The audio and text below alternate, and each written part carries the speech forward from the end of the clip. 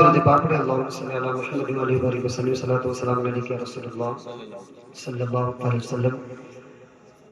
محترم احبا، کانفرنس ہو یا مجالس ہو یا مدارس سے ملنے والے پیغامات کو اگر ہم نے اپنے سینوں میں معجزہ نہ کیا تو یاد رکھیں کہ آج آپ کے سروں پر جو ٹوپیاں باقی ہیں یہ بھی باقی نہیں رہیں گی۔ بے شک۔ اور آج جو فتنوں کا ظہور اور یوں کہہ لیا جائے کہ ظلم و بربریت کی جو پہاڑیں آج امت مسلمہ پر توڑی جا رہی ہیں، کہیں نہ کہیں اس کا نتیجہ اور اس کا ثمرہ اور اس کا سد وبال اگر ہم دیکھتے ہیں تو دین سے دوری کی بنیاد پر۔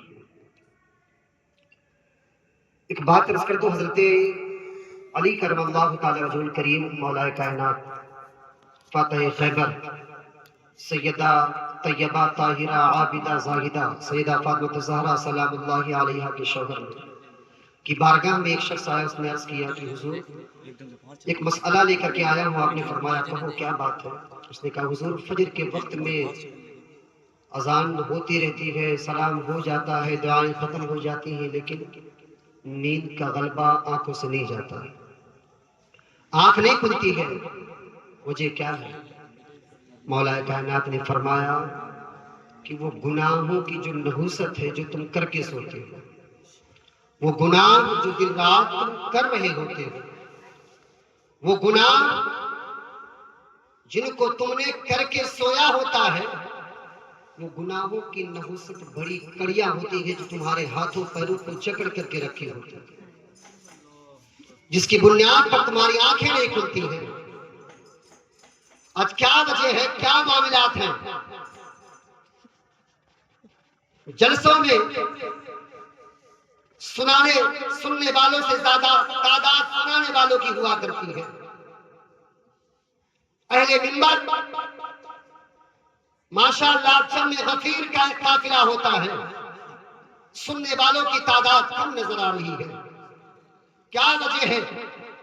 آج تم نے جلسوں سے دوری اختیار کر لی، مدارس سے دوری اختیار کر لیے، اور علماء کرام سے آپ نے دوری اختیار کر لی، اور اس دوری اختیار کرنے کا سب سے بڑا خسارہ یہ ہوا کہ باپ کا جنازہ سامنے رہا لیکن تمہیں نیت کرنے کا سلیقہ نہیں آیا، ماں کا جنازہ سامنے رہا تمہیں یہ طریقہ بھی نہیں آیا کہ ماں کے جنازے کی نیت مجھے کیسے کرنی ہے، ماں کو نہلانے کا حق کس کا ہے، باپ کے انتقال کے بعد اسے دفنانے کا حق کس کا ہے، اسے قبر میں اتارنے کا حق کس کا ہے۔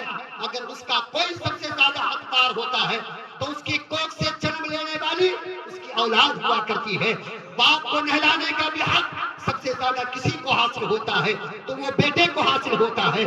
ماں کو مٹی دینے کا سب سے پہلے حق کسی کو حاصل ہوتا ہے تو وہ بیٹے کو حاصل ہوتا ہے، لیکن جب باپ کا انتقال ہوتا ہے تو بیٹا دوڑا دوڑا جاتا ہے، مولوی صاحب کی بارگاہ میں عرض کرتا ہے حضور والا آپ کی بارگاہ میں عرض ہے، میرے باپ کے انتقال کا اعلان فرما دیجئے۔ حضرت نے فرمایا ٹھیک ہے۔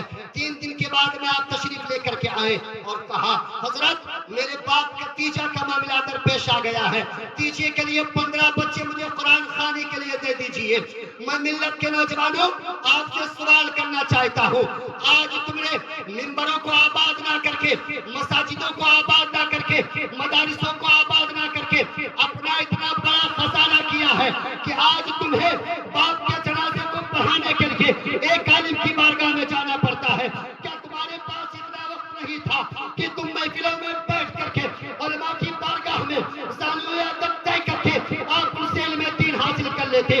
آپ کے پاس اگر علم دین حاصل کرنے کا وقت نہیں ہے، کسی عالم دین کے پاس میں جاتے اور عرض کرتے حضور والا مجھے جنازہ پڑھانے کا طریقہ بتا دیجئے۔ میں نے تو کہیں نہیں دیکھا ہے کہ اگر کوئی بندہ کسی عالم کے پاس میں جائے اور وہ عالم کسی کو دھتکار کر کے بھگا دے دے۔ ملت کے نوجوانوں اگر ہمارا حال یہی ہوگا، مدارسوں کو اگر ہم نے چھوڑا، مدارس کو ہم نے چھوڑا، علماء کو اگر ہم نے چھوڑا، جلسوں سے دوری ہم نے اختیار کی ہے، تو یاد رکھو اگر آج تمہیں نیت کرنا آتا ہے تو اسی مدارس کا صدقہ ہے، انہیں علماء اہل سنت کا صدقہ ہے۔ تمہارے سروں پر جو ٹوپیاں باقی ہیں اسی علماء کی دین ہے، اسی مدارس کی دین ہے، اسی لیے میں کہنا چاہتا ہوں اگر تم اپنے ایمان کی حفاظت کرنا چاہتے ہو تو علماء کے قریب آ جاؤ، مدارس کے قریب آ جاؤ. جب تم مدارس سے جڑ جاؤ گے تمہارے ایمان کی بھی حفاظت ہوگی، تمہارے خاندان کی بھی حفاظت ہوگی. کیا بات ہے، بے شک بے شک، واہ واہ واہ واہ، بہت خوب بہت خوب، حق ہے. حفاظت ہوگی. یا رسول اللہ، زندہ باد زندہ باد. اب اسی علاقے میں علامہ منشاد صاحب بہت سارے پروگرامات بھی کرتے ہیں ماشاءاللہ، لیکن ذرا دیکھیں جا کر کے جہاں تک لوگوں کے سینوں میں العلم نور کا چراغ روشن نہیں ہوا ہے، آج جب وہ شادی کا آیوجن کرتے ہیں، شادی کی تاریخ کی تقریب رکھتے ہیں تو ملت کے نوجوانوں دین کا علم نہ ہونے کی بنیاد پر، دین سے دوری کی بنیاد پر اپنی شادی کا آغاز بینڈ بازوں سے کرتے ہیں، ناچنے والوں کو لے کر کے آتے ہیں اور اپنے دروازے پر نچاتے ہیں. اس وقت آپ کو خیال نہیں آتا ہے. اب جب وہی بیٹی آپ کے گھروں میں آتی ہے، گھر میں آنے کے بعد میں اگر کوئی حادثہ ہو گیا یا کسی کا انتقال ہو گیا تو کہتے ہو اس کا پیر ٹھیک نہیں ہے، اس کا چلن ٹھیک نہیں ہے. ارے میں آپ سے پوچھنا چاہتا ہوں کہ جب تم نے بیٹے کے چہرے پر صحرا سجایا تھا تو اس کا آغاز تم نے کس سے کیا تھا، اس کی ابتدا تم نے کس سے کی تھی؟ تو اب مجھے کہہ لینے دیا جائے. میرے مصطفیٰ کریم نے فرمایا ہے ارے جس چیز کی ابتدا قرآن سے کی جائے، جس چیز کی ابتدا ذکر مصطفیٰ سے کی جائے، جس چیز کی ابتدا تلاوت کلام سے کی جائے، جس چیز کی ابتدا مصطفیٰ کریم کے نام سے کی جائے تو آنے والی بلائیں بھی اپنا راستہ الگ اختیار کر لیتی ہے. آج تمہارے گھروں میں جو برائیوں کی نحوست آئی ہے اس بچی کے بنیاد پر نہیں بلکہ تم نے جو زندگی کا آغاز کیا تھا یہ اسی کا سبب بنتا ہوا نظر آتا ہے. بے شک بے شک. اور پھر یہاں پر ہی نہیں رکتا ہے قاری صاحب قبلہ، یہیں پر رکتا نہیں ہے. بینڈ آپ نے بجایا، ڈی جے آپ نے بجایا، لا کر کے طوائفوں کو آپ نے نچایا، پھر آپ کہتے ہیں آپ کی بیٹیاں بھی اسی میں آ رہی ہیں، آپ کی بہنیں بھی اسی میں آ رہی ہیں، آپ کی ماں بھی اسی میں آ رہی ہے. آپ کو خیال نہیں آیا کبھی کربلا کے تبتے سرات کو تم نے دیکھ لیا ہوتا سیدہ زینب رضی اللہ تعالیٰ عنہ کے ساتھ میں سیدہ سکینہ کے دونوں ہاتھوں کو باندھ دیا گیا. دمشق کے میدان میں، دمشق کی جامع مسجد میں جب آپ کو لے جایا جانے لگا اور آپ کے ہاتھوں کو عبید اللہ بن زیاد نے ایک شخص کو کہا، اپنے سپاہی کو کہا جاؤ جاؤ سکینہ کے ہاتھ کو کھول دو. سیدہ سکینہ کی آہیں بھر گئی اور سسکیاں باندھ کر کے رونے لگی. اپنی پھوپھی زینب کی طرف دیکھا اور کہا پھوپھی جان مجھے اس غیر سے بچا دیجئے، اسے آپ حکم دیجئے کہ یہ میرے قریب نہ آئے. اللہ اکبر کبیرہ. اگر تم پردے کی اہمیت جاننا چاہتے ہو تو سیدہ طیبہ طاہرہ عابدہ زاہدہ سیدہ فاطمہ الزہرا سے پوچھو آج ہم شادی کس بنیاد پر کرتے ہیں. اگر تم نے حسن و جمال دیکھا تو شادی کے لیے ہاں ہاں کر دیا، اگر تم نے جوانی دیکھی تو شادی کے لیے ہاں ہاں کر دیا، اگر تم نے دولت والا دیکھا شادی کے لیے ہاں ہاں کر دیا، اگر وہ کھیت والا ہے تم نے شادی کے لیے ہاں ہاں کر دیا. لیکن آؤ دیکھو حدیث مصطفیٰ کی روشنی میں مصطفیٰ کریم کیا فرماتے ہیں، ہمیں کیا دیکھ کر کے شادی کرنی چاہیے. علامہ خورشید صاحب قبلہ، قاری خورشید صاحب قبلہ لائق مبارکباد ہے. آج آپ نے اپنے شادی کے مبارک شریف کے موقع پر آپ نے پروگرام کا آیوجن کر کے لوگوں کو پیغام دے دیا. ہر چیز کی ابتدا سے پہلے بھی ذکر مصطفیٰ تھا، ہر چیز کی انتہا کے بعد بھی ذکر مصطفیٰ ہے اور رہے گا. ساری دنیا فنا ہو جائے گی لیکن ذکر مصطفیٰ کل بھی تھا، ذکر مصطفیٰ آج بھی ہے. اور آپ نے یہ پیغام دے دیا کہ ہر کام کی ابتدا مصطفیٰ کے ذکر سے کیا کرو اور ذکر مصطفیٰ کی وہ برکتیں حاصل ہوں گی کہ جو آنے والی بیوی ہوگی مولا کریم اس کے قدموں کی برکت سے آنے والی بلاؤں کو دور فرماتا ہوا نظر آئے گا. اب کیا دیکھ کر کے شادی کیا جائے؟ آپ نے دولت دیکھا، آپ نے کھیت دیکھا، آپ نے زمین دیکھا، شادی کے لیے آپ نے ہاں ہاں کر لیا. لیکن آؤ دیکھو بخاری کی حدیث پاک حدیث نمبر 5090، اس حدیث کے راوی حضرت ابو ہریرہ، کون ابو ہریرہ؟ وہ ابو ہریرہ کہ تمام صحابہ میں سب سے زیادہ مصطفیٰ سے حدیث روایت کرنے والے صحابی کا نام ابو ہریرہ۔ ابو ہریرہ رضی اللہ عنہ ارشاد فرماتے ہیں کہ مصطفیٰ کریم نے فرمایا لمالہا، لوگ مال کی بنیاد پر شادی کرتے ہیں، لجمالہا، حسن کی بنیاد پر شادی کرتے ہیں، لحسبہا، حسب نسب کی بنیاد پر شادی کرتے ہیں، جس کا نام سب سے زیادہ ہوتا ہے، جس کا دبدبہ قرب و جوار میں ہوتا ہے، اس سے رشتہ رکھنے پر فخر محسوس کیا جاتا ہے۔ لیکن میں نے جو شروعات میں کہا، اگر تم نے مصطفیٰ کے ورثہ سے قربت رکھی ہوتی تو تمہیں یہ پیغام ملتا اور تمہیں بتایا جاتا لمالہا، مال کی بنیاد پر تم نے شادی کی ہے، لجمالہا، حسن کی بنیاد پر تم نے شادی کی ہے، حسب و نسب کی بنیاد پر شادی کی ہے، تو اب شادی کس بنیاد پر کرے؟ آؤ آمنہ کے لال سے پوچھا جائے۔ مصطفیٰ کریم نے فرمایا لمالہا، مال کی بنیاد پر رشتہ داری نہیں ہوتی، لجمالہا، حسن کی بنیاد پر شادی نہیں ہوتی۔ حسن ڈھلنے کا نام ہے، مال ختم ہونے کا نام ہے، تو یا رسول اللہ کس بنیاد پر شادی کی جائے؟ مصطفیٰ نے فرمایا لدینہا، اگر تجھے رشتہ کرنا ہے تو دین کی بنیاد پر شادی کر، اگر اس کے اندر دین جاری ہے مولا تجھے عزت بھی عطا فرمائے گا، دولت بھی عطا فرمائے گا۔ نعرے رسالت، حبیب ہندوستان، عظمت والدین، نعرے تکبیر، نعرے رسالت۔ عزت بھی عطا فرمائے گا، شہرت بھی عطا فرمائے گا۔ میرے آقا نے فرمایا کہ اگر تم غنی ہونا چاہتے ہو، میرے کریم آقا نے فرمایا نکاح کرو۔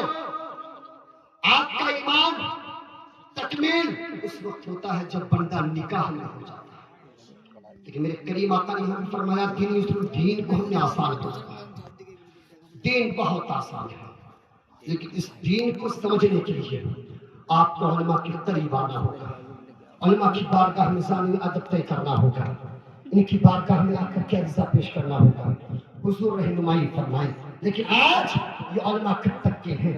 آپ کے یہاں پر تیجا ہو علامہ کو پہلے بلا لو، آپ کے یہاں پر فاتحہ ہو امام صاحب کو پہلے بلا لو، جنازہ پڑھانا ہو امام صاحب کو پہلے بلا لو، فاتحہ کرنی ہو امام صاحب کو پہلے بلا لو، گھر میں بچہ پیدا ہو مکان دینے کے لیے، مکان میں آسان دینے کے لیے امام صاحب کو پہلے بلا لو، شادی ہونے والی ہے مشورہ امام صاحب سے نہ کرو، ولیمہ ہونے والا ہے مشورہ امام صاحب سے نہ کرو۔ آپ ان تمام چیزوں میں امام کو آگے کر دیتے ہیں، لیکن جہاں پر امام کے عزت و وقار و بلندی کی بات آتی ہے وہاں پر آپ پیچھے کر دیتے ہیں۔ تو آپ مجھے کہہ لینے دیا جائے، آپ مصلی امامت پر کھڑے ہونے کے بعد جب تک یہ نہ کہیں اقتدیت بہذا الامام، آپ کی نماز نہیں ہوتی ہے۔ اور اس طریقے سے مصلی سے ہٹے، مصلی سے ہٹنے کے بعد اگر اپنے معاملات میں امام کو آگے نہ کیا تو رہبری بھی مکمل نہیں ہوتی ہے۔ بے شک حق ہے، حق ہے۔ رہبری بھی مکمل نہیں ہوتی ہے۔ تو امام صاحب سارے معاملات میں آپ کے آگے رہے، کسی معاملات میں پیچھے رہے۔ اگر امام صاحب نے آ کر کے کہہ دیا کہ ڈی جے نہ بجاؤ بھیا، اب سارے گاؤں میں چل چل کر کے امام صاحب ایسا بول دیے، امام صاحب ایسا کر دیے۔ امام صاحب جو فرما رہے ہیں یہ کسی کی جاگیر نہیں ہے، قرآن کی تفسیر، مصطفیٰ کی صورت، مصطفیٰ کی سیرت، مصطفیٰ کی سنت بتا رہے ہیں۔ اور انہوں نے وہ کام کیا ہے جس کے مصداق اللہ تعالیٰ نے ان کے تعلق سے فرمایا العلماء ورثۃ الانبیاء، انہوں نے اپنا فریضہ نبھایا ہے، اپنا حق نبھایا ہے۔ تو اب کہہ لینے دیا جائے جو آپ کو پورا راہ دکھائے اور اس پر آپ کو چلائے وہ رہبر نہیں، وہ رہزن ہوتا ہے۔ اور جو آپ کو برائی کے راستے سے نکال کے اچھائی کے راستے پر لا کر کے کھڑا کرے وہی رہبر ہوتا ہے، وہی رہبر ہوتا ہے۔ تو اب آپ کے اختیار میں ہے، آپ چننا کیا چاہتے ہیں، آپ چننا کیا چاہتے ہیں۔ کل قاری خورشید صاحب کو ملا کے माथे पर सहरा सजेगा। और अल्हम्दुलिल्लाह ये उलमा किराम जो आज यहाँ पर जमा हुए, इन्होंने अपना अक्सर वक्त उलमा की बारगाह में दिया और उलमा की बारगाह से इन्होंने सीखा, जाना कि क्या करना चाहिए, क्या नहीं करना चाहिए। आज उस पर वो अमल कर रहे हैं। तो निकाह को आसान करो। आज निकाह को हमने इतना मुश्किल बना दिया है कि जब आप सोशल मीडिया पर अगर एक्टिव हो तो देखिए आप कितनी ऐसी बेटियां हैं मुंबई की सरजमीन पर जिसको मैंने अपनी आंखों से देखा, अपने कानों से मैंने सुना। कितनी ऐसी बेटियां हैं जिन्होंने किसी गैर का हाथ थामा। कितनी ऐसी बेटियां हैं जिन्होंने अपने घरों में पंखे से लटक कर अपनी जान दे दी। कितनी ऐसी बेटियां हैं जिन्होंने समंदर का सहारा लिया। कितनी ऐसी बेटियां हैं जिन्होंने चार दीवारी में मुक़य्यद होकर के अपनी जिंदगी को खराब कर लिया। इसकी क्या वजह है? हमने निकाह को बड़ा मुश्किल बना डाला है। हमने इतना मुश्किल बना दिया है कि अगर आज कोई बाप शादी करना चाहे, यहाँ पर रुक करके एक बात और अर्ज कर दूं, जहेज लेना ये गलत नहीं है। आपको अगर आपके ससुराल वाले आपको जितना भी दे, अगर जब वो आपको पहाड़ के बराबर सोना भी ला करके दे तो उसका लेना जायज होता है। आपको बंगला दे उसका लेना भी जायज है। आपको गाड़ी दे उसका लेना भी जायज है। लेकिन मगरमच्छ की तरह मुंह फाड़ के मांगना जायज नहीं है। बेशक बेशक मुंह फाड़ के मांगना जायज नहीं है। अरे तुमने तो कह दिया मुझे कुछ नहीं चाहिए, मेरा बेटा मांग रहा है, बेटी आएगी वो चलाएगा, लेकिन मुझे कह लेने दिया जाए। तुमने एक जुमले में कह दिया कि हजरत मुझे शादी में ये चाहिए, मुझे शादी में वो चाहिए। लेकिन तुम्हें पता होना चाहिए, एक बाप जब अपनी बेटी को विदा करता है, एक बाप जब अपनी बेटी को अपने घर से रुखसत करता है, तो बाप की ख्वाहिश ये होती है कि बेटी को वो चीज ला करके दे दूं कि दुनिया की कोई चीज बाकी ना रहे। मेरी बेटी ताकि जाकर के ससुराल में खुश रहे। बेटी की खुशी की खातिर बाप हर चीज करने को तैयार रहता है। लेकिन मिल्लत के नौजवानों, ऐसी शादी का क्या फायदा कि बाप को आपके जहेज की डिमांड की वजह से अटैक आ जाए। ऐसे जहेज का लेकर के क्या करोगे? जिस जहेज की वजह से बाप ने तो बेटी को विदा कर दिया, बेटी का घर बसा दिया, लेकिन वो किसी मजदूर के पास गया या किसी काम वाले के पास में गया या किसी अमीर सादे के पास गया। उसने कहा मेरी बेटी के ससुराल वालों ने डिमांड कर दिया है, मुझे कुछ पैसों की जरूरत है। उसने कहा मैं पैसे तो नहीं दे सकता, हाँ मैं पैसे एक बुनियाद पर दूंगा, जो तुम्हारा खेत है उसे गिरवी रख दो, या तुम्हारा जो घर है उसे गिरवी रख दो, या तो सूद पर तुम रकम उठा लो। बाप करता तो क्या करता? अल्लाह अकबर कबीरा। बाप ने कहा ठीक है, मुझे बेटी के चेहरे पर मुस्कान लाने के लिए अगर खुद को गिरवी रखना पड़ेगा तो खुद को गिरवी रखूंगा, खुद को बेचना पड़ेगा तो खुद को भी बेचूंगा, अगर मकान को गिरवी रखना पड़ा मकान को भी गिरवी रखूंगा, अगर खेत को बेचना पड़ा खेत को भी बेच करके बेटी के चेहरे के मुस्कान को बरकरार रखूंगा। अल्लाह अकबर कबीरा। लेकिन बेटी के चेहरे के मुस्कान को कायम करने के लिए बाप खुद को गिरवी रख देता है। बेटी तो रुखसत हो जाती है, लेकिन वो बाप उसको भरते भरते खुद दुनिया से रुखसत हो जाता है, लेकिन इसे भर नहीं पाता है। मेरे आका सल्लल्लाहु तआला अलैहि वसल्लम ने इरशाद फरमाया, सबसे कामयाब शादी वो हुआ करती है जिस शादी में सबसे ज्यादा या सबसे कम खर्चा हुआ करता है।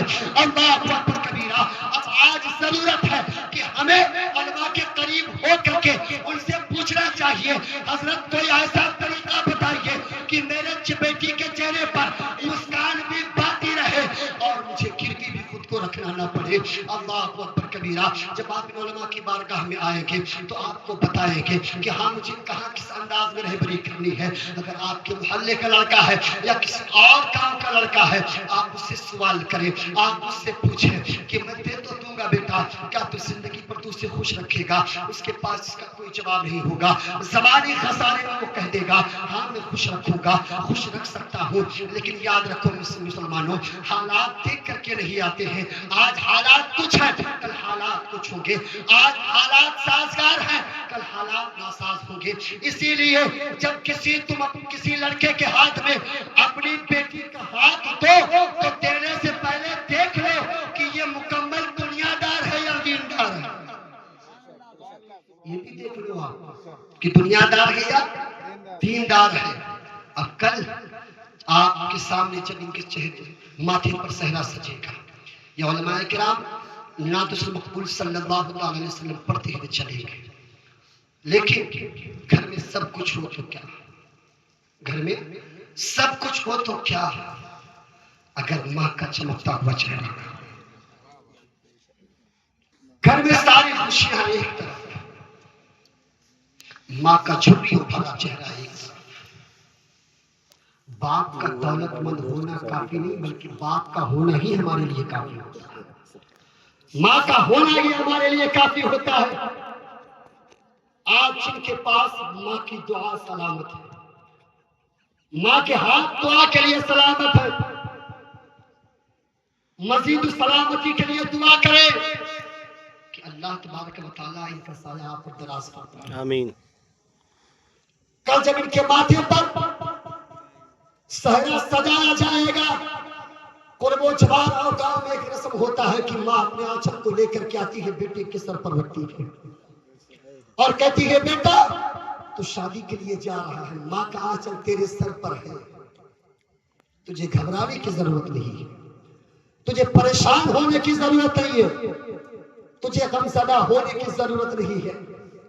لوگوں کے پاس دولتیں ہوتی ہیں، شہرتیں ہوتی ہیں، عزتیں ہوتی ہیں، لیکن جس کے پاس ماں کا آنچل نہ ہو کچھ بھی نہیں ہوتا، ماں کا آنچل نہ ہو کچھ بھی نہیں ہوتا ہے۔ کل ان کے سہرے ماتھے پر جب صحرا سجے گا، تمام چہرے نظر آئیں گے، باپ کا بھی چہرہ موجود ہوگا، بھائی کا بھی چہرہ موجود ہوگا، بہن کا بھی چہرہ موجود ہوگا، تمام رشتہ دار اعزاء اقربا ہوں گے۔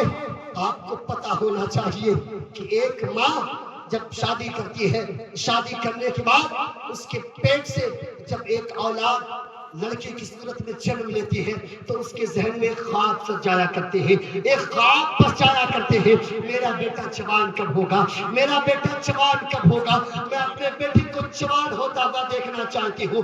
لوگ کہتے ہیں، تانا مارتے ہیں، ارے میرے پاس تو زمینیں ہیں، میرے پاس تو بینک بیلنس ہے، میرے پاس تو گاڑیاں ہیں، لیکن اس ماں کا جواب ہوتا ہے تیرے پاس بینک بیلنس ہے، یہ دنیاوی بینک بیلنس تیرے لیے ہوں گے، لیکن میرے آنچل میں جو اولاد ہے میرے لیے سب سے بڑی دولت تو یہی ہے، میرے لیے آخرت کا سرمایہ تو یہی ہے۔ لیکن جب وہی ماں اپنے بچے کو پروان چڑھا کر کے جوانی کی دہلیز پر کھڑا کرتی ہے، 18 سال یا 20 سال کی عمر ہوتی ہے، لیکن جب وہی ماں رخصت کر جائے، وہی ماں دنیا سے کوچ کر جائے تو بیٹی کی نگاہیں ماں کو تلاش کرتی ہے کہ وہ جھریوں بھرا چہرہ کہیں تو نظر آ جائے، وہ ماں کی محبت کہیں تو نظر آ جائے۔ کون سی ماں؟ وہ ماں جس ماں کے تعلق سے میرے آقا صلی اللہ تعالیٰ علیہ وسلم نے ارشاد فرمایا، یاد رکھو اگر تم مصطفیٰ کی رضا چاہتے ہو، اگر تم خدا کی رضا چاہتے ہو تو آؤ میں تمہیں بتا دیتا ہوں، اگر ماں ناراض ہو تو آپ کے جسم سے روح بھی پرواز نہیں کرے گی، اگر ماں ناراض ہو تو مصطفیٰ بھی راضی نہیں ہوں گے، اگر ماں ناخوش ہو تو مصطفیٰ بھی خوش نہیں ہوں گے۔ لیکن آج کیا بات ہے، بیویوں کے آنے کے بعد کیسا خمار آپ پر چڑھتا ہے، کیسا نشہ چھا جاتا ہے کہ آپ ماں کے چہرے کو دیکھتے ہو تو تمہیں گھن آتی ہے، ماں کا کھاسنا تمہیں بیکار لگتا ہے، لیکن یاد کرو وہ رات جب تم ماں کے شکم میں تھے، آپ کا 9واں مہینہ چل رہا تھا، ڈاکٹروں نے آپ کی ماں کو ہسپتال میں ایڈمٹ کیا، ایڈمٹ کرنے کے بعد لوگوں نے کہا نارمل کا چانس تو نہیں ہے، آپ کی ماں کا آپریشن کرنا پڑے گا، شوہر نے اجازت دے دیا، کہا جاؤ آپریشن کر دو، ڈاکٹر لے کر کے گئے، ماں کے پاس گئے، کہا آپ کو بچایا جا سکتا ہے یا آپ کے اولاد کو بچایا جا سکتا ہے، ماں نے کہا ٹھیک ہے، لاؤ کہاں دستخط کرنا ہے میں دستخط کر دیتی ہوں۔ میں نے عالم تخیلات عرض کیا، اے میری ماں کی ممتا ذرا یہ تو بتا دے، آخر تو خود کو قربان ہوتا ہوا دیکھ سکتی ہے لیکن اولاد کو قربان ہوتا ہوا نہیں دیکھ سکتی ہے۔ ماں کی ممتا نے مسکراتے ہوئے کہا، اس لال کو لانے کے لیے تمام صعوبتیں برداشت کی ہے، اس بیٹے کو دنیا میں لانے کے لیے تمام تکلیفیں برداشت کی ہے، اس بیٹے کے چہرے کی مسکراہٹ کو برقرار رکھنے کے لیے آج خود کو تکلیف میں رکھا ہے۔ ایک ماں نہیں، 2 ماں نہیں، بلکہ 9 ماہ تک اس کے فصل کو برداشت کرتی رہی، پیٹ میں لات یہ مارتا رہا، میں برداشت برداشت کرتی رہی. جب میں گہری نیند میں سوئی ہوتی پیٹ میں لات مارتا میں اٹھ کر کے بیٹھ جاتی تھی. میں خود کو سمجھا لیا کرتی تھی لیکن ڈاکٹر صاحب اس لال کے چہرے کو تکنے کے لیے اس لال کو دنیا میں لانے کے لیے میں آپ سے ونتی کرتی ہوں اگر میری جان لینی ہے تو لے لیجیے, اگر میری جان جاتی ہے تو جائے, لیکن میرے لال کو بچا لیا جائے, میرے لال کو دنیا دکھا دیا جائے. لیکن جب یہ لال دنیا میں آتا ہے تو تیور بدل جاتا ہے, رویہ بدل جاتا ہے. یاد رکھو میرے مصطفیٰ نے فرمایا اگر تم میری رضا چاہتے ہو تو یاد رکھو جنت کے لیے تم نماز پڑھتے ہو, جنت کے لیے روزہ تم رکھتے ہو, جنت کے لیے حج تم کرتے ہو. ایک ماں کو بنایا ہے جنت جیسی قیمتی میں نے اس کے قدم کے نیچے لا کر کے رکھ دی ہے تاکہ تمہیں پتا چلے جس جنت کے لیے تم اعمال کر رہے ہو اسی جنت کو ماں کے قدموں کے نیچے لا کر کے ڈال دیا ہے. سبحان اللہ سبحان اللہ. تاکہ تم اس کی قدر و قیمت کو پہچان سکو, تاکہ تم اسے جان سکو, اسے مان سکو. آج تمہارے ماں باپ زندہ ہیں, ان کی قدر کرو, ان کی عزت کرو, ان کی تعظیم کرو, ان کی تقریم کرو. ورنہ یاد رکھو آج خوشیوں کا موقع ہوتا ہے, شب برات کی رات آتی ہے یا شب قدر کی رات آتی ہے. بیٹا عید کا دن آتا ہے, عید کے دن مسکراتے ہوئے عیدگاہ کی طرف جاتا ہے, لیکن جب ماں رخصت ہو کر کے چلی جائے نا تو پھر اس بیٹے کے آنکھوں میں نمی آ جاتی ہے. آپ خوش نصیب ہیں اگر ماں باپ یا ان دونوں میں سے کوئی آپ کے پاس میں ہے. آپ ان کی سلامتی کی آپ میری خضری کے لیے دعا کریں, کیونکہ آپ ان میں سے نہیں ہیں کہ جن کو اپنے ماں باپ سے ملنے کے لیے قبرستان جانا پڑتا ہے. اللہ تعالیٰ نے ایک عظیم نعمت کی صورت میں ماں باپ تمہیں دیے ہیں. ان ماں باپ کی قدر کو پہچانو, ان کی عزت کرو, ان کی تعظیم کرو, ان کی تکریم کرو, اور ان کی تعظیم و تکریم کر کے انہیں بتا دو کہ امی ابا آپ نے مجھے بچپن میں شہزادے کی طرح پالا تھا, اب میرا فریضہ بنتا ہے میں آپ کو بادشاہ کی طرح پالوں. بے شک سبحان اللہ. میرا فریضہ بنتا ہے میں آپ کو بادشاہ کی طرح پالوں. لیکن آپ یہاں پر رک کر کے ایک کی بات عرض کرتا ہوں, والدین کی عظمت بھی کوئی اور نہیں بلکہ یہ علماء ہی بتائیں گے. بے شک بے شک. ماں باپ کی عزت کا سلیقہ بھی یہ علماء ہی بتائیں گے. لیکن علماء کی بارگاہ میں آپ کو آنا ہوگا. تو کہنے کا مطلب یہ ہے کہ ملت کے نوجوانوں اگر ماں باپ زندہ ہیں ان کی قدر کریں. آج تو معاملہ یہ ہو چکا ہے کہ ماں ناراض ہے, باپ ناراض ہے, آپ مزارات کے چکر لگا رہے ہیں. تو میں کہہ دوں کھلے الفاظ میں اگر ماں ناراض ہے آپ سید بدیع الدین زندہ شاہ مدار رحمت اللہ علیہ کی بارگاہ میں حاضری دو, یا یوں کہہ لیا جائے ہندوستان کے راجہ حضرت خواجہ کی بارگاہ میں حاضری دو, اور ولیوں کے ولی حضرت سرکار غوث پاک کی بارگاہ میں حاضری دو. ارے یہ بھی اپنی بارگاہ میں پناہ اسی وقت دیں گے جب تمہیں ماں باپ پناہ دیں گے. بے شک. آج تم بیٹھ کر کے تب مدار کرتے رہو, غوث اعظم کرتے رہو, خواجہ کرتے رہو. میرے کریم آقا نے فرمایا اگر تم دیکھنا چاہتے ہو اس دنیا میں اگر کوئی پیر ہے تو پیروں میں پیر تمہیں سرکار غوث اعظم نظر آئیں گے. لیکن سرکار غوث اعظم نے فرمایا یہ مقام مجھے کسی اور در سے نہیں بلکہ ماں کی خدمت کے درجے میں اللہ نے عطا فرمایا. سبحان اللہ سبحان اللہ. بے شک. آپ زندہ بدیع الدین زندہ شاہ مدار رحمت اللہ علیہ کا عاشق ہیں, ان سے محبت کرتے ہیں, تو صرف نعرہ لگانے سے محبت کا اضافہ نہیں ہوتا ہے. آپ محبت کا حق اس وقت ادا ہوگا کہ جس سے محبت کی جائے اس کے قول پر بھی عمل کیا جائے, اس کے فعل پر بھی عمل کیا جائے. انہوں نے کیا کیا تھا وہ کرنا چاہیے. آپ نے پڑھا ہوگا غوث اعظم عشاء کی وضو سے فجر کی نماز ادا کرتے تھے. آج ہم نے کتنی فجر پڑھی, ہم نے کتنی فجر پڑھی, کبھی خیال آیا نہیں؟ تو یاد رکھیں محبت کا حق اسی وقت ادا ہوتا ہے کہ جس سے محبت کی جائے اس سے جڑی ہوئی ہر شے سے محبت کی جائے. تو اب آج کی اس پروگرام سے آپ پیغام لے کر کے جائیے کہ جب تک آپ زندہ رہیں گے کوئی بھی نیک کام کریں گے کسی اور کی رضا کی خاطر نہیں بلکہ رب اور اس کے مصطفیٰ کی رضا کی خاطر کام کریں گے، کسی اور کو منانے کے لیے نہیں، کسی اور کو راضی کرنے کے لیے نہیں، بلکہ اللہ اور اس کے رسول کو راضی کرنے کے لیے آپ یہ کام کریں گے۔ اگر ماں باپ آپ کے زندہ ہیں تو آپ اس مجلس سے نیت کر کے اٹھیے کہ اگر ہم نے ان کا دل دکھایا ہے تو جا کر کے مجھے سب سے پہلے معافی مانگنی ہے، مجھے معافی مانگنی ہے۔ وہ کیسے آپ کہتے ہو حضرت 4 سال کا عرصہ گزر گیا ہے، باپ سے جھگڑا ہو گیا تو میں نے چہرہ نہیں دیکھا، باپ کو میں نے نہیں دیکھا ہے، بات چیت بند ہے، بات نہیں کرتا ہوں، ماں سے جھگڑے کر کے آ گیا ہوں، ماں سے رشتہ ختم کر دیا ہوں۔ آپ اگر دیکھیں اللہ تبارک و تعالیٰ نے حضرت جبریل علیہ السلام سے ارشاد فرمایا، جب حضرت یعقوب علیہ السلام حضرت یوسف علیہ السلام سے ملاقات ہوئی، دونوں مل کر کے بے تحاشا رونے لگے، بے تحاشا رونے لگے، روتے روتے گش کھاتے، پھر اٹھتے، پھر روتے، پھر اٹھتے، پھر روتے۔ حضرت جبریل علیہ السلام نے عرض کیا، مولا کیا کوئی اس سے بھی زیادہ کسی سے محبت کرتا ہے؟ اللہ تعالیٰ نے فرمایا، میں اپنے بندوں سے محبت کرتا ہوں، میں اپنے بندوں سے محبت کرتا ہوں۔ آپ تاریخ کا آیات پلٹو، اس حدیث پاک کو بیان کر کے میں اپنی بات مکمل کرتا ہوں۔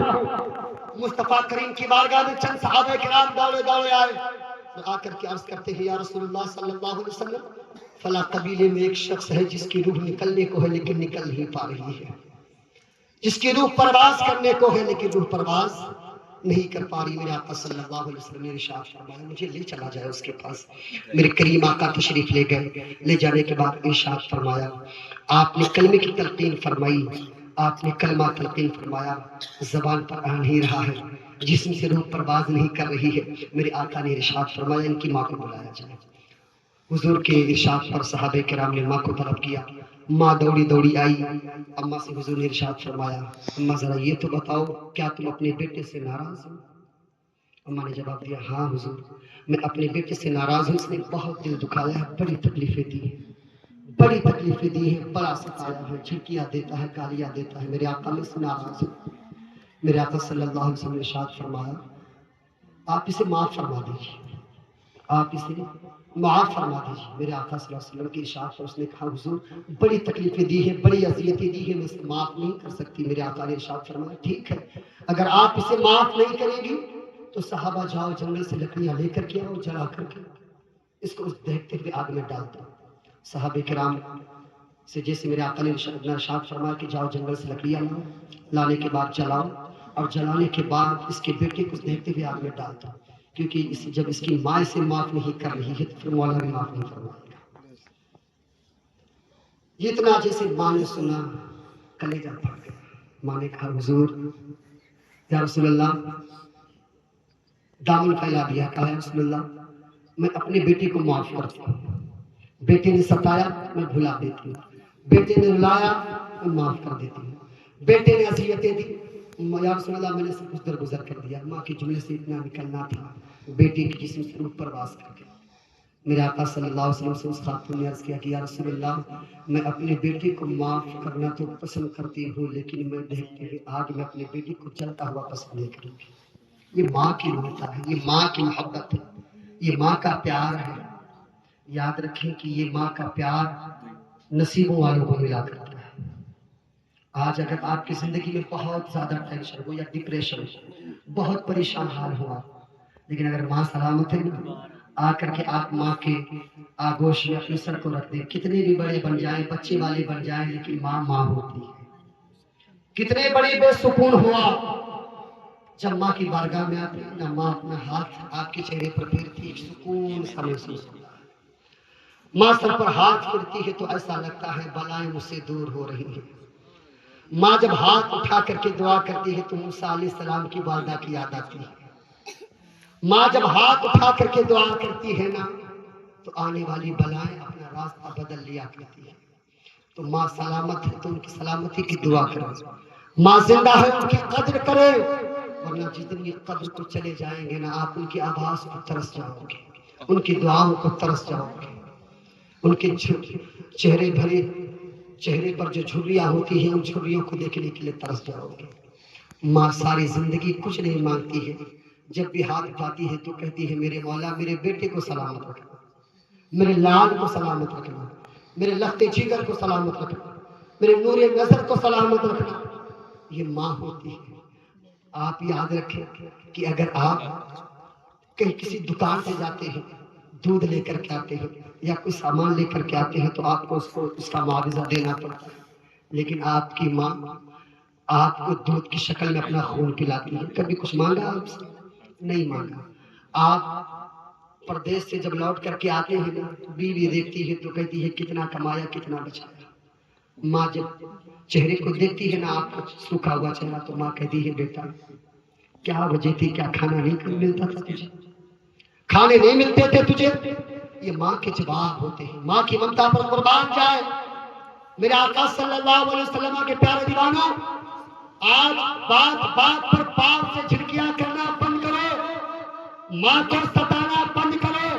قرآن نے فرمایا اف ولا تنہرہما، ماں باپ کو اف تک بھی نہ کیا کرو، ماں باپ کو جھڑکیاں نہ دیا کرو۔